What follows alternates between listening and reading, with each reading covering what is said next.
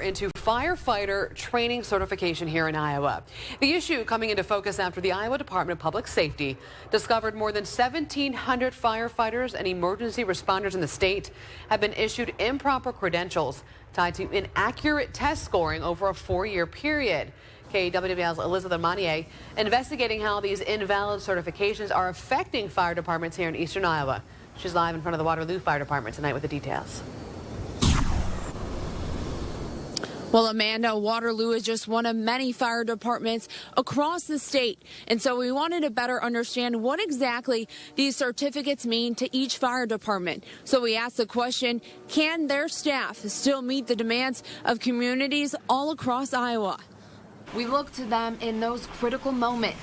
Firefighters brave the elements to keep us safe. But what happens when some aren't certified to do so? There's no doubt that our ability to serve the community has not been affected whatsoever. Waterloo Fire Chief Pat Treelor says his firefighters took certification tests back in March. When news broke of an internal investigation in May, he asked what happened to his crew's exams. They'd found them in a drawer in a desk, unmarked.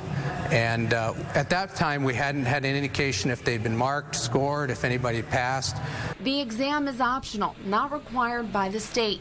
But Chief Treelor says the certifications ensure his crew is as prepared as they can be.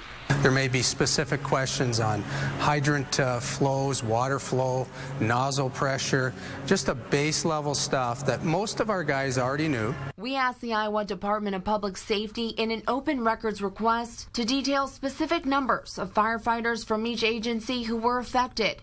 They responded they simply don't have those numbers.